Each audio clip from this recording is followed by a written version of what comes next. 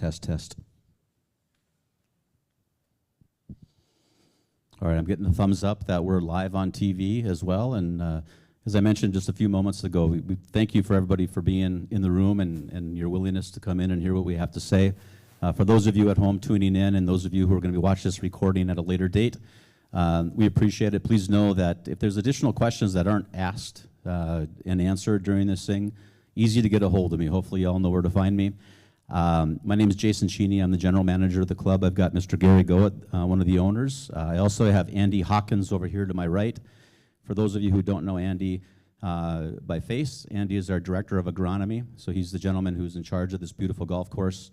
Andy is going to be available to answer some of the more technical questions in a manner that I'm probably not skilled to do so. So Andy, thanks for being here. I'm going to turn it over to Gary. He just wanted to say a couple words before we get started. Thanks, Jason. I just wanted to welcome everybody to this town hall. I think these open discussions are really meaningful. We try to have them, at least we always say a couple times a year, but it always turns out to be once a year or something like that. But we get comments along the way, but we appreciate your comments. And rest assured, we're trying to do the very best and have the very best golf club, or one of the very best golf clubs, not in Nevada, but in the United States. And we're focused on making this not only the best in condition and the best in operation and services, but we really want to improve the privacy and the expectation you guys have of having this a very private and exclusive golf club. And before I hand this back to Jason, everybody please be mindful. At 5:30, I'm getting up and walking out, not because I'm disappointed or upset, but I'm heading for a hockey game. And if we run short of time, then what we can do is we can reschedule the rest of this at another time, or as Jason said, send your questions in. But let's make it worthwhile for the next hour. Guys, I'm not going to the hockey game, so I'll stick around. If you want to have a glass of wine and have some questions and answers, we'll do that. But again, thank you for being here. Rather than kind of going through some details, I suppose, and being very specific, I'm going to tell a story and kind of add it so we're all on the same page. And I want everybody to understand, how did we get here today? Gary opened this club April 1st of 2000, and at that time was given 6.3 acre feet of water per irrigated acre of turf. And I know that sounds very technical, and I want to move away from the technicality as soon as I can, but I want everybody to understand that. An acre foot of water is a measurement that is about 332,000 gallons of water. We currently today are using 400 million gallons of water to irrigate our golf course. The reduction that we're going to be responsible for is a 25% reduction, going to 300 million gallons. As I talk about that, and as I met with people from the Southern Nevada Water Authority and some from the legislature and some local politicians, we started talking about acre feet, and you could see it was lost in translation to them as we talked about what that really meant to a golf course and the survival of us as a business. And not just a business, but the survival of us as a community. So keep in mind, 400 million is what we're currently using today. 300 million is what we need to get to, so a 25% reduction. The technicality of it is in January, February of 2022, the Southern Nevada Water Authority kind of buried an agenda item on their agenda, and it was number 14. And our lobbyist found it and let the leaders in Nevada know that this was coming up within the golf industry, that the Southern Nevada Water Authority was going to make a recommendation to the local jurisdictions, municipalities of Southern Nevada, to go from 6.3 acre feet of water to 4 acre feet. So budgetary, a 34% reduction in water. For us, actual, a 25% reduction. The SNWA makes recommendations to the municipalities. We fall under the Las Vegas Valley Water District. There's also Henderson, there's Boulder City, there's North Las Vegas.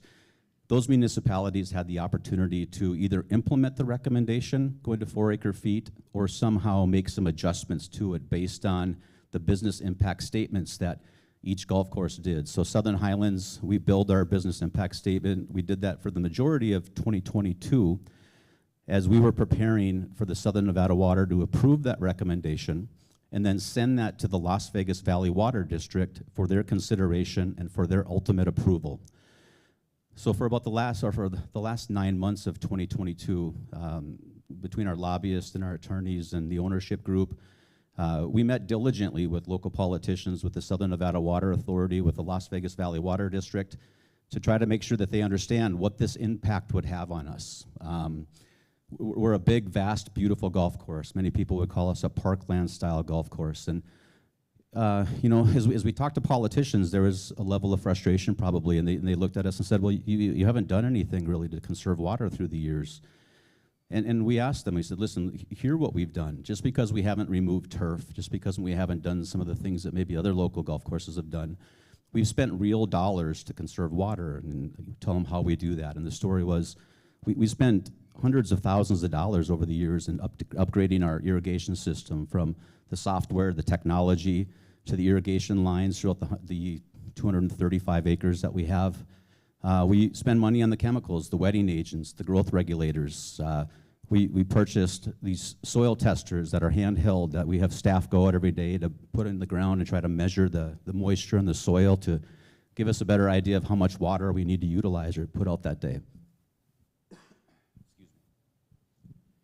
So we were spending money, and as we told our story, it became apparent to those on the Las Vegas Valley Water District that certainly we'd done our part, but the reality was it wasn't important. They knew that the pictures that people were seeing of Lake Mead, that first intake being exposed, you know, the photophosphate, the white level around the lake, you know, they knew that we had to do something. So it ultimately gets approved through the Las Vegas Valley Water District, and that happened in January of this year. And it's going to be effective January 1st of 2024. But for us, we got a feel for it early on that it was going to pass, and that we needed to be prepared for that. So at that point, we had the USGA coming in last fall, and I think many of you remember newsletter articles and some stories that we told. Hi, Doc. Some stories that we maybe told that at that point, we weren't happy with the conditions of our golf course. And we were going to invite the USGA to come in, take a look at some of the practices that we had, and make some recommendations how to remedy it moving forward. We also had them at that time come out and do a study as far as, okay, help us build the plan if we have to go to 4 acre-feet. And you had to help be part of that team to build that plan. What would you do? Make some recommendations. We also invited Bruce Charlton, who's the partner and lead designer for Robert Trent Jones Jr. Many of you have maybe met Bruce. He was on the original design team and build team here.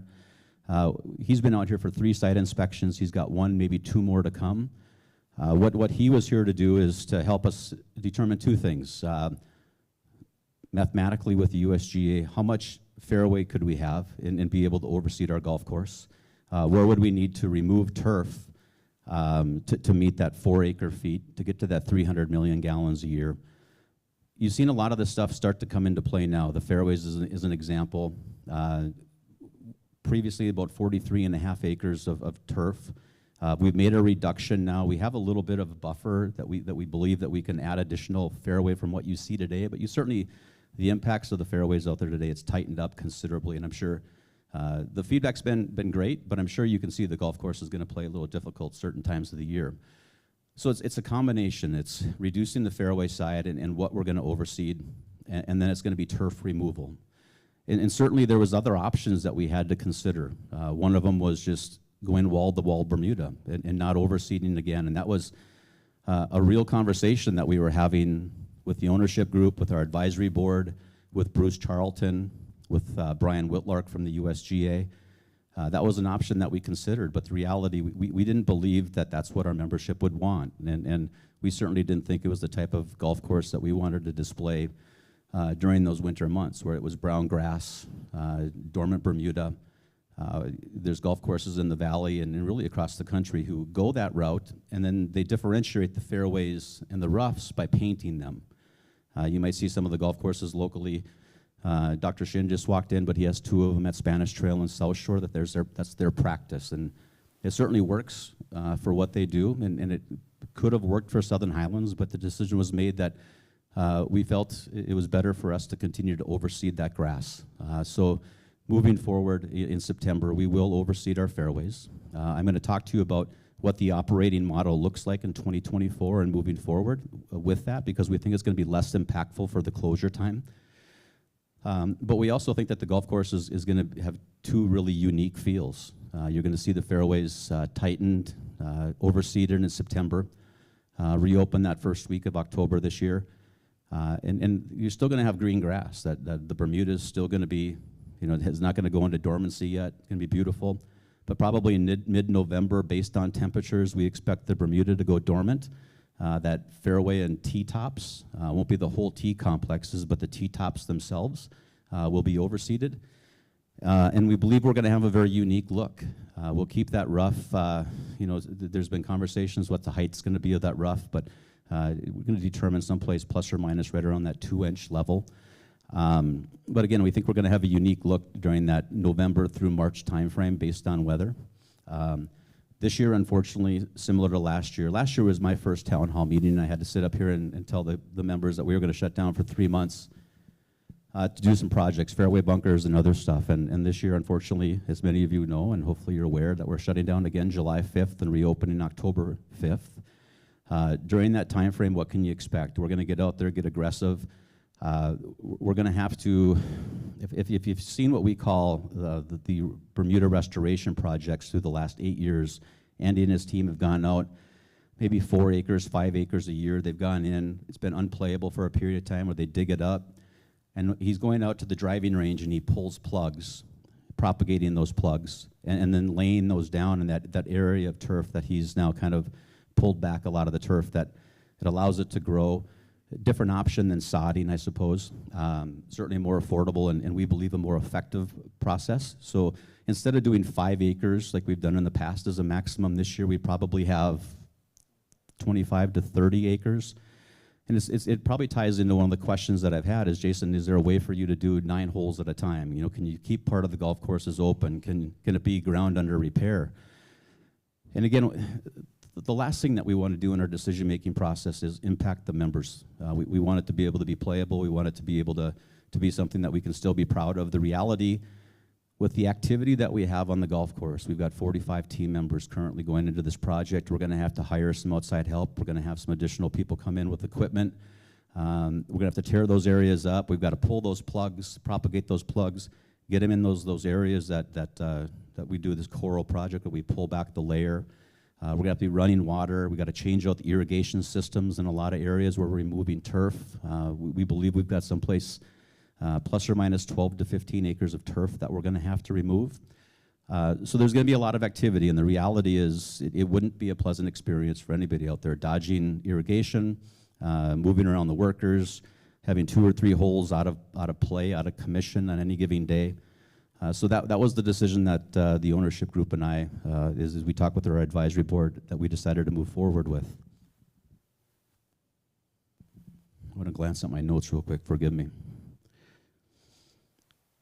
So during this time as well, as I mentioned, we'll be pulling the plugs or harvesting those plugs on the driving range on Mondays, Tuesdays, and Wednesdays, which is going to give us the ability to keep the driving range open Thursday through Sunday. Not just the driving range, but the entire practice facility. So the short game area and the putting green will be open as well. The plan right now, certainly we will move it around if we see some additional activity. But the plan Thursday through Sunday is to open that from 9 in the morning until 5 in the afternoon. Give you an opportunity to come out and practice, work on the game. Our food and beverage hours of operation without the golf course, it's difficult to us to justify have the food and beverage open 6 days a week. We are going to keep it open 4, kind of tied to those days that the driving range is open. Thursdays and Fridays will go from 11 until 8 o'clock at night, serving lunch and dinner.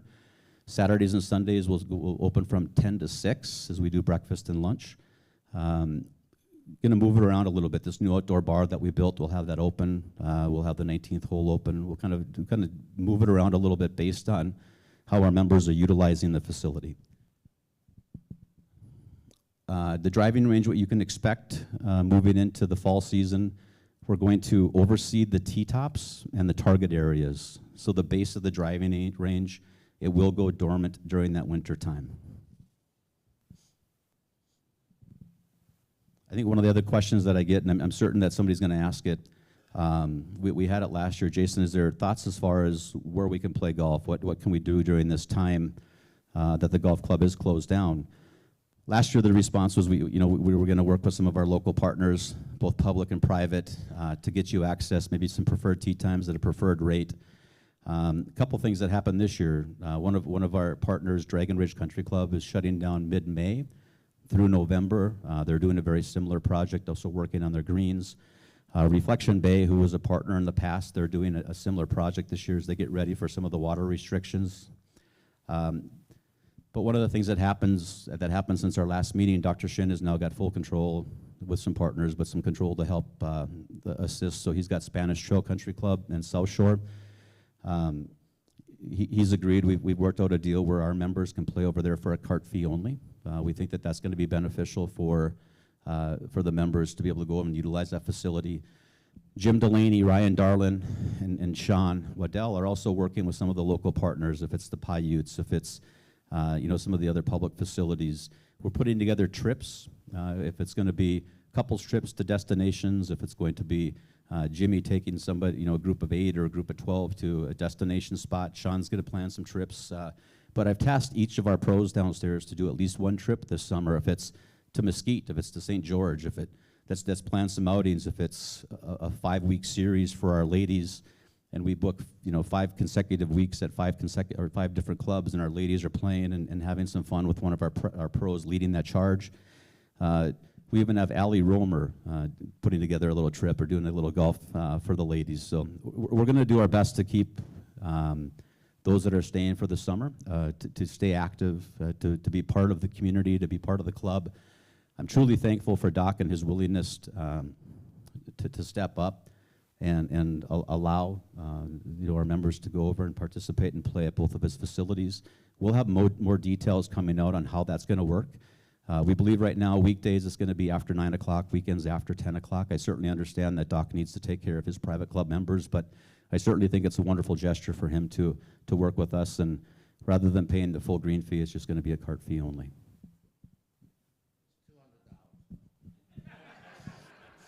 That's what he said he's charging the club. So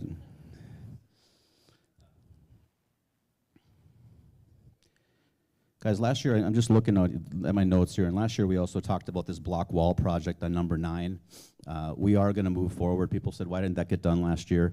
The reality is we bit off more than we can chew. We probably didn't plan as well as we could have.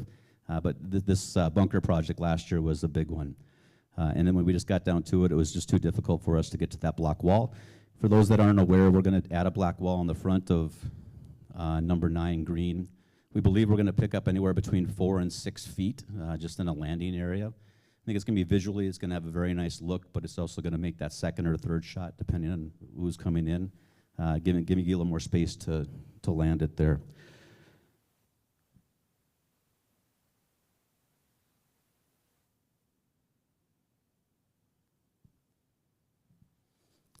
I've touched base on most of the points that I had down. That certainly doesn't mean that I've answered all the questions or covered the things that you wanted to cover.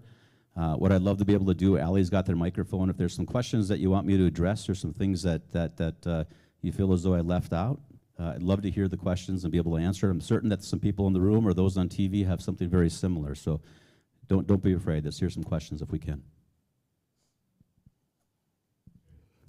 Yeah, go right here. Kenny, do you mind? I'm just going to have the microphone come over so the guys can hear, or not just guys, ladies and gentlemen can hear on the TV as well. I was just going to ask my first question in the areas where maybe turf reduction what's going to happen if we remove some grass. What can we expect to see in those areas? Kenny, that's a great question, and one that I should have tied in earlier. But Bruce Charlton, you heard me mention that name. Bruce has been on properties. He's looked at the lines of our fairway and tried to help define those in a manner that fits the golf course and the natural design of it. He's also been involved, and we expect our first drawing from Bruce here probably in the next 7 to 10 days in those areas where we need to remove turf. I'll tell you a couple spots that we've probably detected earlier or let him know that was low-hanging fruit. But as you come along Robert Trent Jones Lane, as you first coming down from the main gate, on the right-hand side, as you're driving in, there's obviously a lot of turf, and we've earmarked almost 3 acres in that area right there that we could remove, and it's certainly one that we're going to take a hard look at. If you think of the right-hand side by the cart path on 14, over the bunker, there's a lot of area on that side that we're also, kind of looking at. Behind 14 green, again, massive area with a lot of turf that can be removed. The early consensus is we're going to bark a lot of areas. We're going to go in, we're going to shut down the irrigation completely in those areas, put the bark down that you see in a lot of spots around the club. But we also want that to have a very natural look. So that the early indication is that we're probably going to do more bark than anything. But if we can get the opportunity to bring in drip irrigation, Andy, remind me, is it 25% savings on drip irrigation? So anywhere where you have landscaping, the number that the USGA gives you is if you put in drip irrigation versus spray, it's a reduction of about 25% water. So we may have some areas where we can put in some plant material in order to beautify the area a little bit. So those are the two things, Kenny, that you can probably expect.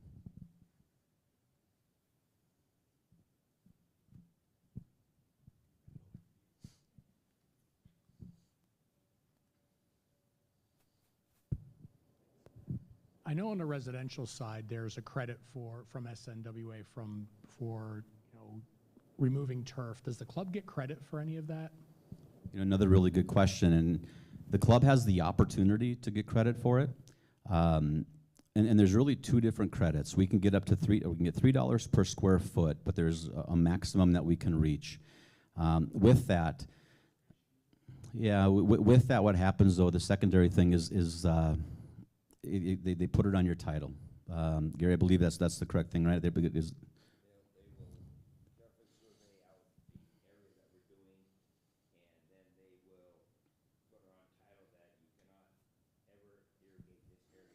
Yeah. And we're looking at challenges on that as to how restrictive that would be in the future if we were to do a residential type project somewhere or something on the golf course. So as a result, we are very concerned about letting even though that sounds attractive and you get it, but when you get them into your house, it becomes a huge problem to sort it back out if you ever want to. So it's there. We're just weighing it very carefully as to whether we're going to take advantage of it. So that's on the turf reduction. We get up to $3 a foot, again, limited, and as Gary maybe explained there, for the people that are on TV, I want to say it one more time. It does go on your title. Once it goes on your title, you don't have the opportunity to revert back to that. I was having a discussion with somebody earlier. We were expecting a lot with the snowpack this year, a lot of water to go to Lake Mead, and who knows, 10 years from now, we get up, and if we could remove this restriction, but unfortunately that's on our title, and we can't go back to what you see today. So the thought process for us right now is we don't anticipate accepting that.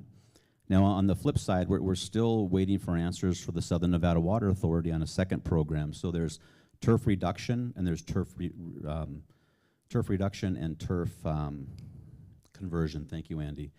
So the turf conversion is a little different. They're giving us right now $1 a square foot.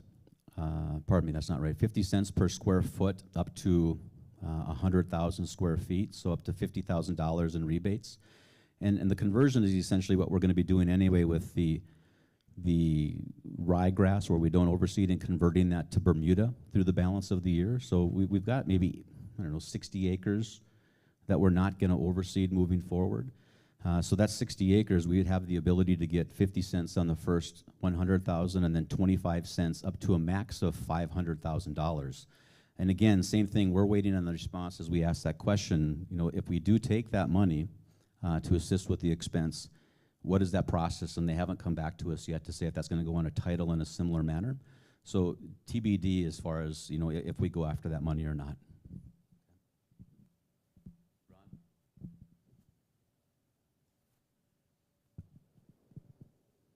Thank you. Have you explored the possibility of an aquifer drilling for a well? Well, it's a question that I'm going to do my best to answer, and Gary may, as the developer, have a better idea.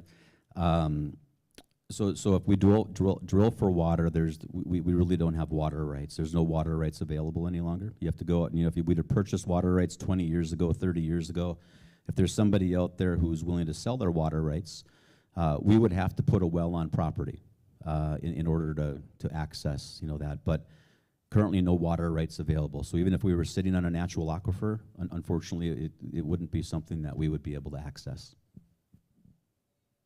Chris. Thanks. Actually, I have a couple of questions. Will there be any impact on the water features that we have on the course?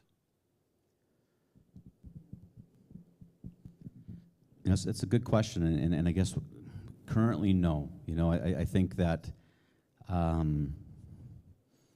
don't anticipate, I really believe that we're going to meet the criteria with the plan that we have in place to get to 4 acre-feet per irrigated acre. Maybe too much information as we go through it, but I think it's important, again, that we understand. Everybody's aware that irrigating our golf courses are our biggest expense line on an annual basis, right around $2 million for water. With water continuing to go up, we know that the rate's going to go up a minimum of 6%. That's been defined for the next, it was going to be 6 years. We still have 4 years left.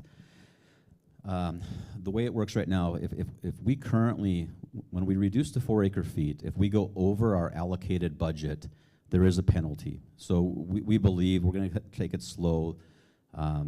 If we happen to hit our $2 million in irrigation expense next year, we'll be okay with that. It fits the business model. Obviously, we hope to reduce that a little bit. But the penalty is going to be the big part. And it's essentially, we don't have access to a non-potable water source. We're affluent water, so it's drinking water, essentially, that we're putting out on our golf course. So we pay it's $3.86 per 1,000 gallons that go on the golf course. If you have a non-potable source, it's $2.33. We go to different tiers. So the first 10,000 gallons that we put on a daily basis, which is literally probably 2 minutes of water in the golf course, we paid like $2.35, and then for the second 10,000 gallons, we're at another rate. I think it's like $3.12. And then immediately we go into our tier 4 pricing, which is $3.86 per 1,000. If we go above the 4 acre-feet water, the penalty is this: for 101% to 125%, we pay 2 times rate. If we go from 126 to 150, we pay 5 times rate. And if we go above 150%, we go 9 times rate. So obviously, we're going to do whatever we can to keep ourselves underneath that 4 acre-feet of water. So the question is anything going to happen to our water features? My initial response is no. But again, I think the numbers are going to tell the story as far as what we're going to have to do moving forward. Second question. Yeah. Chris, a lot of our water features are the lakes, and the lakes have a meaningful purpose, and we were careful to design it into that purpose when we first built the course. So they really provide us also for flood control. Water comes off of come down, go into the lakes, they flow into another lake, they flow into another lake, and they end up in stone water where the detention basin is at as they overflow and they flow out, okay? This is a very unique golf course from the standpoint. We have a full storm drainage system underneath. So that's why the course drains so quickly whenever we have a big rainstorm. But that water will flow down into one of the lakes, which go down to another lake, which goes to another lake. And so they're functional. The ones that would be at risk, and they're minimal risk, would be the waterfalls and stuff like that. But they're saying you got so much water to use. And I think it's important to put this into gallons. And you look at the Anthem Country Club, and you've seen how they're changing over to Bermuda and all this stuff, and they've gotten a lot of credit for doing all this hard work to change the grass to Bermuda, okay, because they were always a rye golf course. Well, we've always been a Bermuda golf course from the start, and we go rye just in the winter.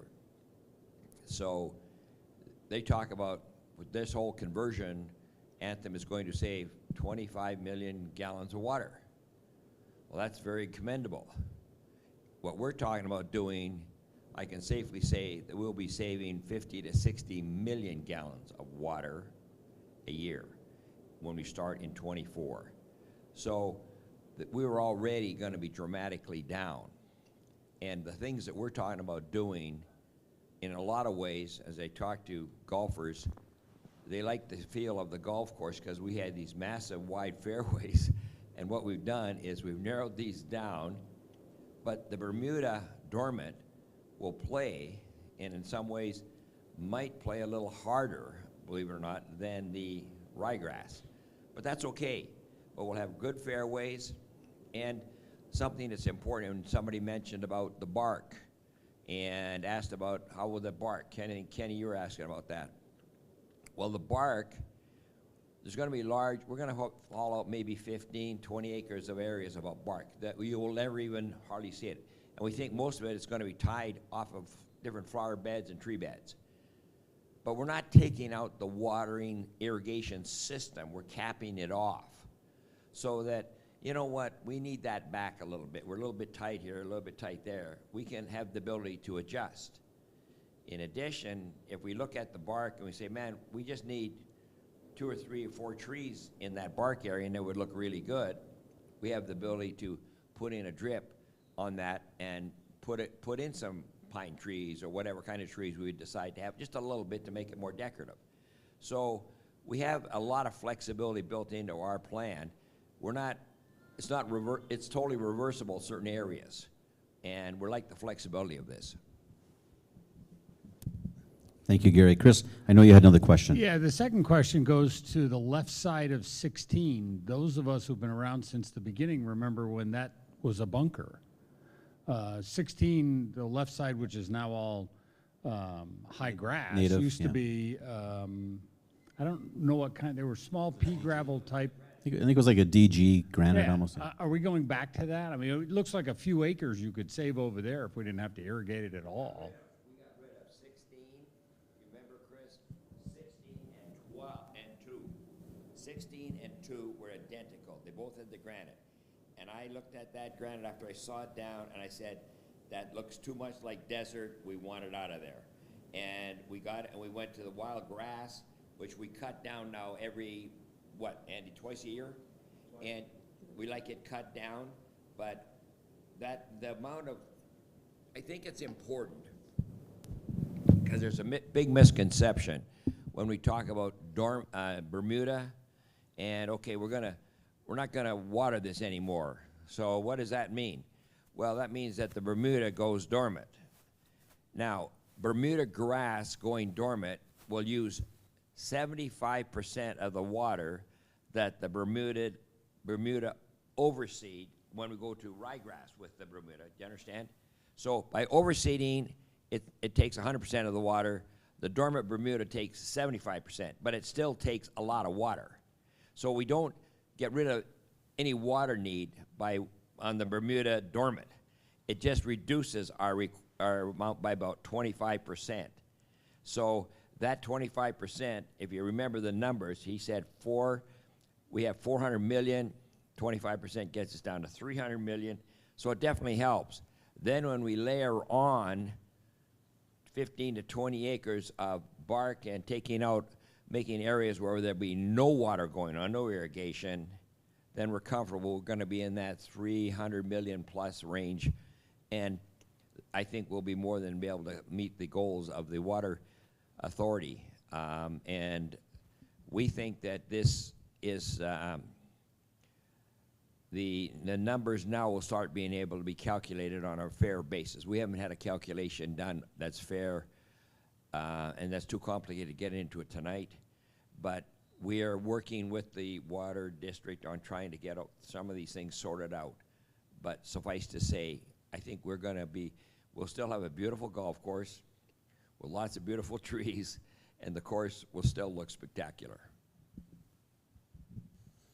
Chris, that give you a good answer? Yeah. My only question was really, because I don't know how much, and Amy might know, how much we irrigate that high grass, desert grass over there. But the reality is that put in a waste bunker, then you don't irrigate it at all. It's probably, I'm guessing, 4 acres, 3 acres? Yeah, you're probably not wrong, Chris. I think the one thing I'll tell you is this whole process is going to be fluid. Candidly, I think as you look at it, 2024 is going to be our first year, and we built the plan knowing that we're probably going to go over that allocated 4 acre-feet per irrigated acre, but we're comfortable with it because it fits within our business model, that expense model. But it's something that we're going to continually have to look at and pull back. And if we go through this first year and we're finding out that, that we're at 4.2 acre-feet per irrigated acre, or we're, a better term, maybe 325,000 gallons or 325 million gallons, what can we do to reduce it? Is there some low-hanging fruit? Can we take some turf there? Can we tighten the fairways out? Do we need to expand the fairways? Because that first year we've gotten feedback from the members that the golf course is too challenging, or there's areas that just don't fit, or Bruce Charlton comes back and says after a year, hey, this is maybe some things that we should have considered earlier. So we know we're going to have to be fluid as we go through this process, and I think that's something that we need to be upfront with.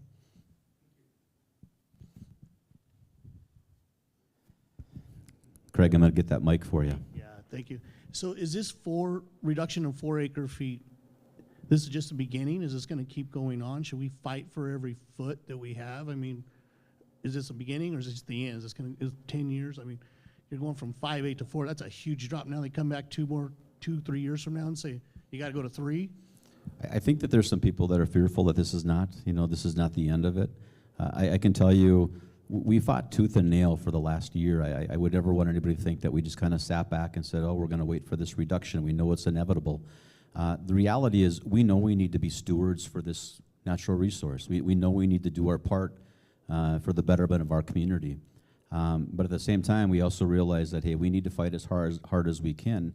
Our hope all along was to be able to get someplace in that 4.5 to 4.8 acre-feet per irrigated acre rather than the 4, anticipating that there could be additional reductions moving forward. Now, there's obviously been some good news with the winter that we've had with the snowpack in the Colorado. It's going to be really interesting to see, Chris and I had a discussion on it. It's going to be interesting to see what happens to that water level at Lake Mead. But I think there's so much more that goes into it, Craig, from my perspective. I think, I hate going on camera saying this, but it's something that I feel strongly about.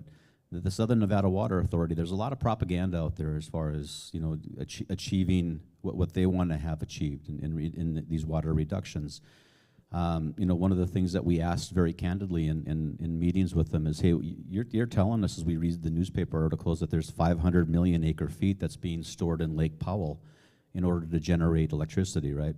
What would happen to the water levels of Lake Mead if that was down here? I just read the other day, and I don't remember the exact number. At one point, I think we were able to store 5 years' supply of water in some of the underground chambers that we have throughout the city. Now it's an 8 or 10 year. So that's just more water that's been pulled out of the lake that's being stored for future use, but also bringing down that water table that we see on the lake, and again, kind of helping tell the story that they want to have. I'm not telling you that this isn't important for us to follow this 4 acre-feet. I just think, again, it's important for us to fight for every foot that we can get at this point.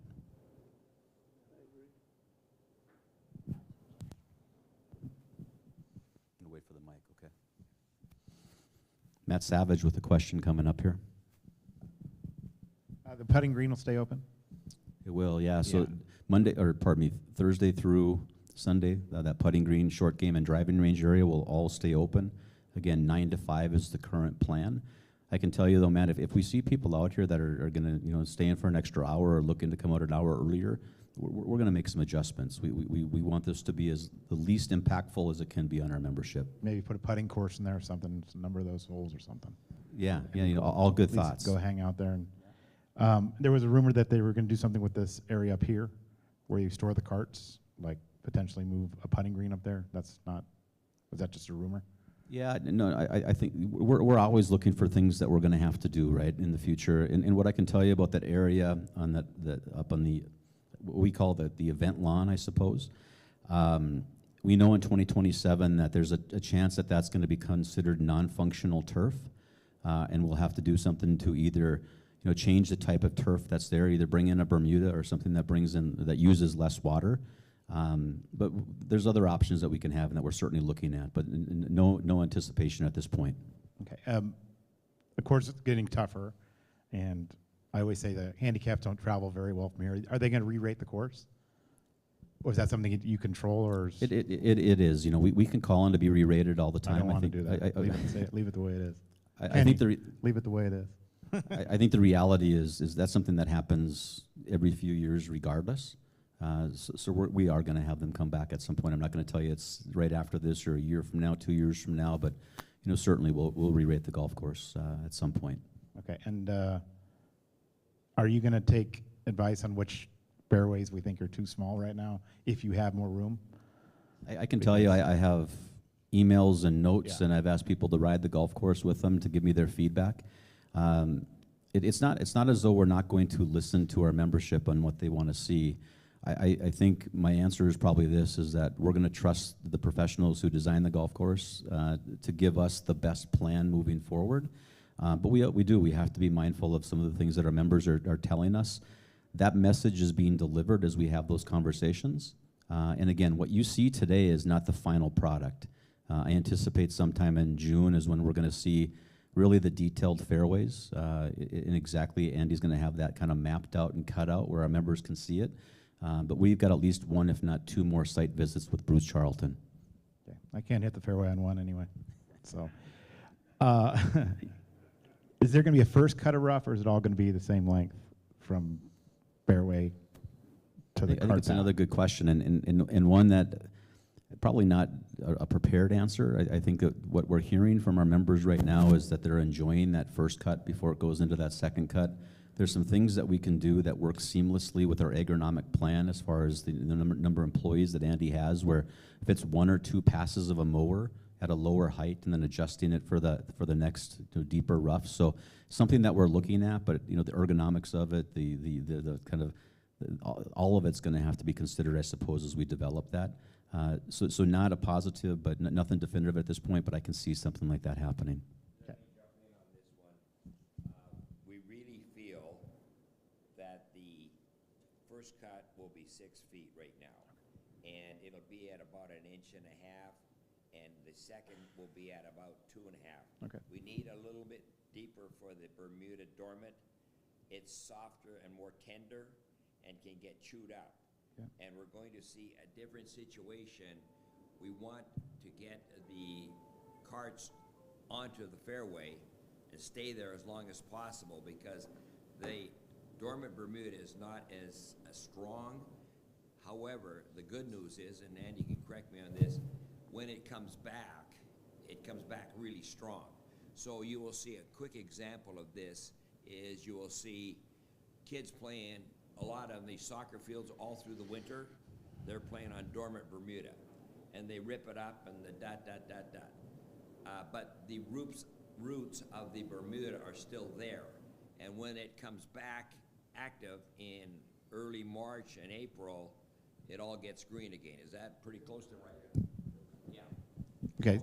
Answering your first question, we definitely are planning right now. Bruce Charlton, the Robert Trent Jones partner, wants to have a first cut and then a second, Okay, that's good. I like that. which will not be part of the overseeded fairway. Correct. Okay. Any more there, Matt? I know No. you're getting a lot of the live streaming stuff coming through to you. Yeah, exactly. No, I'll talk to you about it later. Okay.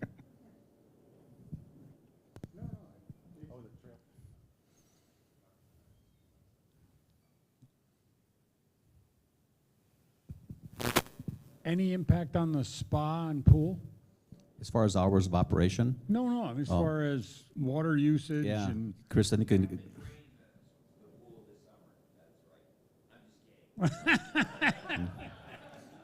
no. there's a lot of grass over No, there. I think you've seen a small sample set. As you first walk into the spa on each side, there's maybe, I don't even know what it is. It's okay, 1,000 square feet of turf that we've taken out. Very similar as what we've done in front of the clubhouse, as you see in the 2 parking spots in the center area. We're going to continue to find those areas, whatever we can do, and that's not necessarily tied to what we're doing on the golf course. That's just us trying to be good stewards, being able to tell the story that, hey, we are trying to conserve some water. So yes, you're going to see that continued. I didn't know if the spa was under the same kind of regulations, if it was the entire property or just the course. It's just the course. The spa is actually on a separate meter. So what we're utilizing down there is not considered part of what we're using on the golf course footprint. Mr. Waxler has a question online. Yeah, do you want to read it? Allie's going to read a question from Alan Waxler. Yeah. He's says, if we're shutting down for 3 months, would you consider reimbursing the members that pay annual trail fees? Love the question. I think it's one that the answer back there is no. But I think that all things need to be considered. You know, and that this is going to be me as the operator probably answering this. That's a discussion that we continually have. I feel really good about the fact that we've got some access for our members to play 2 golf courses at cart fee only. I think that that's something that last year I struggled a little bit. You know, I didn't love the fact that our members were going out having to pay $150 to play golf. But you know, having that ability, I feel much better about where we're at. Are we going to do something with the trail fees? I think the answer probably right now is no. But you know, please, something that we consider to plan together as we go into the fall and into the new operating year to make sure that our members are happy with the way that we handled this. Yes, sir. This is to my good friend Alan. We have a lot of costs and expenses. When we shut down, we lose a lot of revenue to ourselves. There's a lot of other revenue that comes in that we would not otherwise get. And maybe this is in some small way the members supporting the program for water conservation and for rechanging the golf course around. We're going to face significant capital costs on this.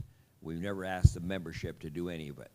And Alan can still come by the Duke's Bar down below and drink all he wants, and we're going to keep that open pretty much Wednesday, Thursday, Friday, Saturday, Sunday. And that'll get it all back. Because I think the question is a valid one, and Gary, appreciate the response. You know, I'm going to take another shot at that one. To Gary's point, you know, a club is about a group of people supporting one another, supporting the club, supporting the community. We understand this is the second year in a row that we've shut down for 3 months, and it's not ideal. We're grateful for the members that we have and the support that they continue to show. Our dues line, I think everybody, you know, the idea might be, well, you're still collecting dues on an annual or on a monthly basis. You know, dues right now are about 45% of our annual revenue. It's between the cart fees, the ancillary food and beverage, the retail component, the spa. There's so many other areas that we drop revenue from. And when this golf course isn't open, granted, yes, we're getting that dues revenue and we're grateful for it. But there's still other lifelines out there for us. It's buying that golf shirt and purchasing a drink. You know, it's just part of it. So, you know, to Gary's point, the reality, the answer is probably just a straight no. But there's some things that, again, that we've got to look at, you know, throughout this period. Allie?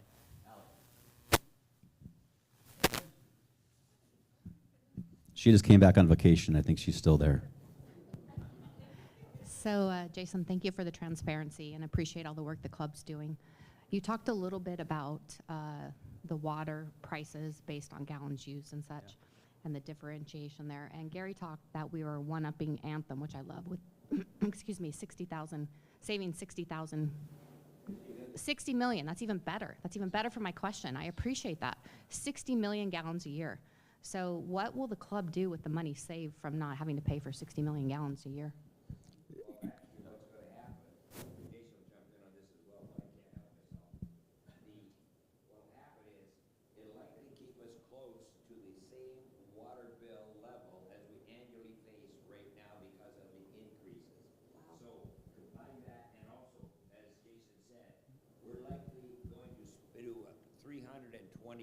million gallons, which is 25 million gallons over what we're allowed. So we'll pay penalty there. So at the end of the day, we hope that our water fee bill for the year will be almost the same, or it'll be slightly up. You know, and I think I might expand. That's crazy. I might expand upon that a little bit in this sense. Is I was very proud of what the ownership group did last year during the time that we were shut down. They spent in excess of $5 million between what you see in the clubhouse, building the Duke's Bar, changing out the fairway bunkers. There was real expense that happened during that period. The hope would be is if there's savings in the water budget, you know, can we earmark that for other things? There's a lot of capital projects that we have in line and as we look at our strategic plan over the next 5 years. And where can some of those funds be spent if we're saving in this particular category? We'd love to be able to put that back in the club. 10 years at the club, I just finished my 10th year, and I'm incredibly proud of one thing with this ownership group is they've never come to me and said, Jason, we need to make more money. I need more money in distributions. It's not part of it. The money that they make, it goes right back into the facilities, and I think that that's going to continue to be the plan. This is a legacy for these two gentlemen and their families, and I think it's something that we're going to continue to capitalize on.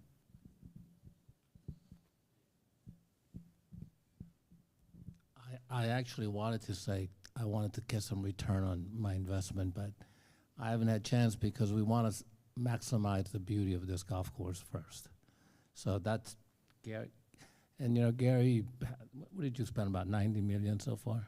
Yeah. so I always say he had a great vision. It only took him 25 years to accomplish it.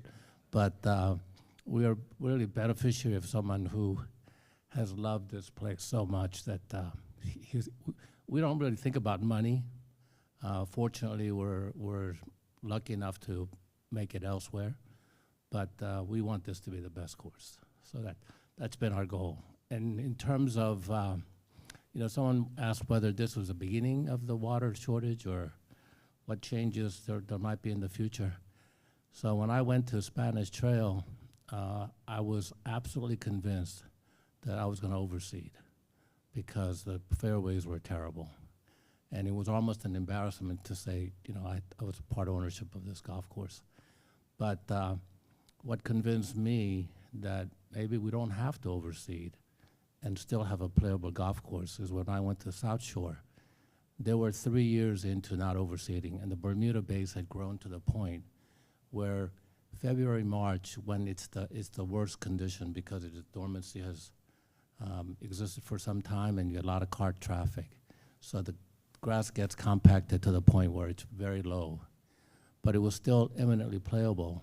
And if you hit a bad shot, it wasn't the golf course, it was the person swinging the golf club. So that convinced me that I could actually, if we could grow the Bermuda and have a really good base, then you can paint it. Now the painting is not the best. The ball does get a little bit green, whether it's white or yellow. So it has some drawbacks, but it's eminently playable. So I would encourage you to come to South Shore before the Bermuda starts to wake up and be its natural beauty, and come out and have lunch and walk the fairways. It's actually pretty nice to play. So even if the worst condition happens where we are priced out of overseeding the fairways, I think we'll still maintain a beautiful golf course here. So I think that's my answer. Thanks, Doc. Because I know there's some that are also going to the hockey game. Doesn't mean we have to leave, but if you do have to get up and go, by all means. But we got time for some more questions, and I said I'm going to stick around. One more back there where when we're talking about it, there's this water thing keep going down and down. We've made some very good examination of the impact of golf in this valley. Golf is an industry. It's a multi-billion-dollar industry in this valley, and this should not ever be forgotten. And so golf brings in high rollers, a lot of big guys or women that want to spend a lot of money. They usually spend double what the normal tourist would spend. This has been done study after study. And so golf is important to this valley, and we worked hard to get the golf to a level with Shadow Creek, Summit, Southern Highlands, all world-class golf courses. Then there's other golf courses that are, we used to think that TPC Summerlin was the best thing here in town. That was 30 years ago. And then it fell by the wayside. Spanish Trail came in and it became #1, and then things transitioned. But golf has been very important to this valley for a long time. And the commissioners and the city council people all recognize the importance of golf in the valley. So I don't think they're going to do anything that's going to wipe out golf. And also another thing they're very sensitive about is talking too much about the valley's out of water, the valley's out of water. They did this 30 years ago as well and shut down this valley for about a year because everybody in New York got scared of investing any money in Las Vegas. We worked our way through that, but this sensitivity, I've had good conversations with the governor about this as far as it's important that everybody in the country understands Las Vegas will have water now and in the future. And always remember, we have the last straw in the lake. Arizona rights are secondary to ours. California, last time I checked, is west of us. We got the straw in the water. And that water and the river, I don't think is going to go dry, although some people think it because of this, what they're saying. This river, if you look at the Grand Canyon, it's been around a long time, and the river will be here around a long time too. So I think golf will stay, and I don't think it's, somebody has to leave this room in fear that we are going to be out of water someday and we're going to get priced out of the market. I don't think that'll ever happen. Thanks, Gary. Any other questions? Just a stretch. Guys, again, get another drink, stick around. For those that are tuning in still, thanks for your time. Know that I'm around if there's additional questions coming up through the week, but we appreciate it. Go Knights. But stick around. I'm going to stay and answer some additional questions if you want to come see me. Appreciate your time.